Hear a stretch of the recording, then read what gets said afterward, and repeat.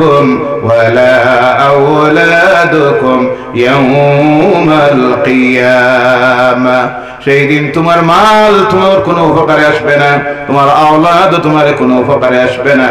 একমাত্র ওই যে দুনিয়ার জীবনের যে কথাটা বলেছিলাম 60-70-80 বছরের যে জীবনটা ছিল, ওই জীবনে আপনি আমি যে ভালো কাজ বলে করে গিয়েছিলাম তা নিয়ে আল্লাহর দরবারে হাজির হব। সেই দিন আল্লাহর সামনে প্রত্যেকটা সরাসরি গিয়ে হাজির হতে হবে। আল্লাহ প্রশ্ন করবেন, বান্দা জবাব দিবে।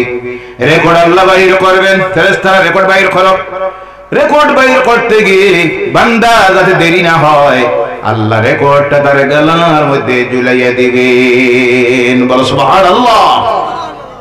وكل إنسان ألزمناه طائره في عنقه ونخرج له يوم القيامة বলো আল্লাহু আকবার।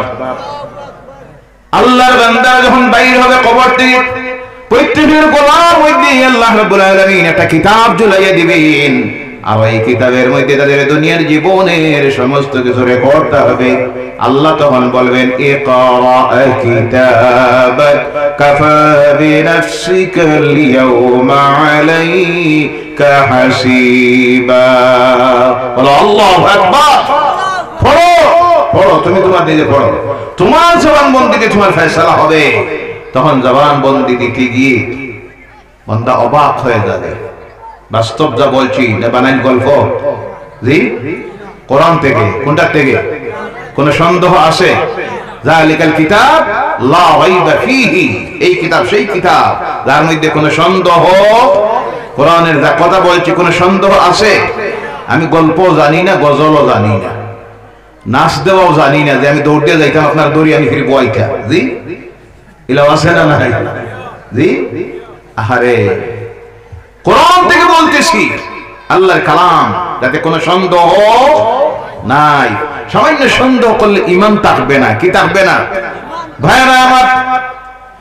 এর জন্য আল্লাহ পাক সেই দিন বলবে তুমি পড়ো।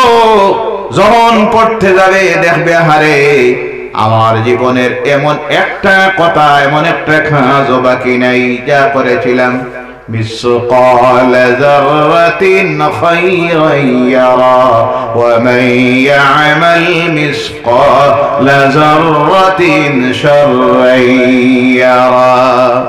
দুলিকোনার মতো ভালো যে কাজটা করেছিলাম তাও দেখিয়াছে, সব দেখবে। খারাপ যে কাজটা করেছিলাম দুলিকোনার মতো তাও দেখি সব রেকর্ড হয়ে গেছে। সেই দিন আসরের ময়দানে আল্লাহ প্রথম যে বিষয়টার উপরে প্রশ্ন করবে, সেই বিষয়টা কোনটা? আপনারা ওয়াজ করেন কোনটা? জানা নাই? জি, জানা আছে। খুব শিয়ান মানুষ, হাইলাকান্দির মানুষ তো আমার সিনা বাকি আছে। জি, 32 বছর থেকে আপনাদের সঙ্গে ওয়াজের সম্পর্ক। কত বছর? আর আত্মীয়তার সম্পর্ক হয়ে গেছে 23 বছর। আর জানার বাকি রয়েছে কত বছর? খুব সালাহ মানুষ, সবার জানা আছে কিন্তু জবাব দিতেছেন না। কারণ যদি দেই বা দেনি অসুবিধা হয়, কিয়ামতের দিন প্রথম যে বিষয়ের উপরে আল্লাহ প্রশ্ন করবে, বান্দারে রাজনীতি করছো, ব্যবসা করছো, বাড়ি করছো, জমি করছো, কিছু না, এটা সব পরে প্রত্যেকটা প্রশ্ন হবে, ফাইল দেখা হবে। এক নম্বরে জিজ্ঞাসা করবেন, বান্দা নামাজ পড়েছো? জি, কোনটা? আওয়াজ করে বলেন কোনটা? তুমি তো আমি আল্লাহকে বিশ্বাস করেছিলে, সেই বিশ্বাসের প্রমাণ দিতে হয়, মুখের বিশ্বাসে নয়। প্রমাণ দিতে হয় জমিনে তোমার বডি লাগাইয়া। এমন এক ইবাদত দিয়েছিলাম যে ইবাদতে গোটা বডির প্রত্যেকটা অঙ্গ লাগে। বলো সুবহানাল্লাহ। যে ইবাদতের নাম নামাজ, মানব বডির একটা অঙ্গ বাকি থাকে না। মাথা, চোখ, কান, নাক, মুখ, হাত, হাতের আঙ্গুল, গোটা বডি, হাঁটু, পায়ের, মানে গোটা শরীরের যা পার্টস আল্লাহ দিছে সব লাগে নামাজ পড়তে।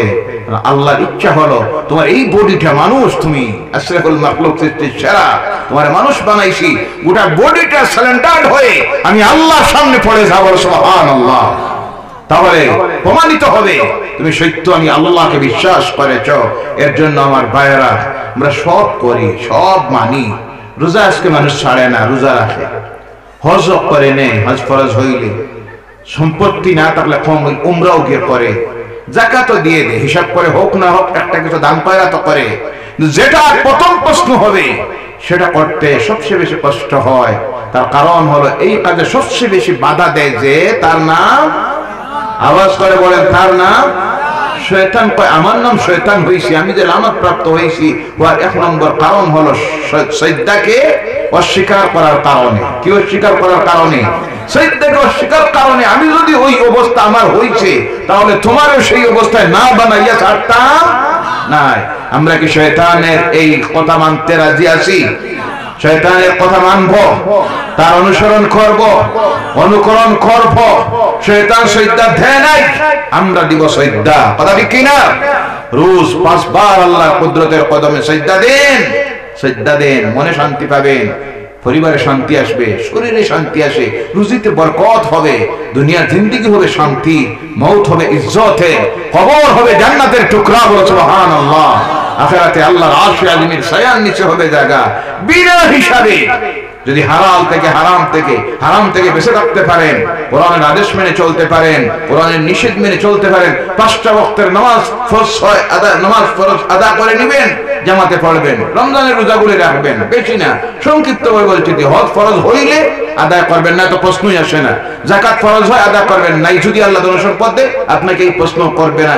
এই যদি করতে পারেন, আপনার আমার জন্য যে আরেকটা জীবন অপেক্ষা করতেছে, সেই জীবন হলো চিরস্থায়ী বাসস্থান, যার নাম হলো আল্লাহর জান্নাত। বলো সুবহানাল্লাহ। আর জোরে বলেন সুবহানাল্লাহ। আর আরেকটা চিরস্থায়ী বাসস্থান, যার নাম হলো দুজক। যার নাম, কয়টা জীবন হয়েছে? 6টা। কয়টা? আবার হিসাব মিলেন, কয়টা? একটা আলমে আরওয়াহ, একটা মায়ের গর্ভ, একটা দুনিয়া 3টা, কবরে একটা 4টা, হাসরের ময়দানে একটা হলো 5টা, আর শেষ যেটা হলো এটাই হলো আমাদের চিরস্থায়ী জীবন। আমরা জান্নাতের জীবন চাই। কথা ঠিক কিনা? কে চান? আর একবার হাত তোলেন আর বলেন নারায়ে তাকবীর, নারায়ে তাকবীর, নারায়ে রিসালাত। আর জোরে বলেন নারায়ে রিসালাত। হাত নামান। আল্লাহ আমাদেরকে চিরস্থায়ী সেই জান্নাতের জীবন, জান্নাতের মধ্যে সবচেয়ে সম্মানিত বেহেশত হলো জান্নাতুল ফিরদাউসিল উলা। বলো সুবহানাল্লাহ। সেই জান্নাতুল ফিরদাউসের ওয়ারিস হওয়া, আল্লাহ এমন আমল তৈরি করার তৌফিক যেন আমাদেরকে দেয়। সকলে বলেন আল্লাহুম্মা আমিন। ওয়া মা আলাইনা ইল্লাল বালাগ। ওয়া আখিরু দাওয়ানা।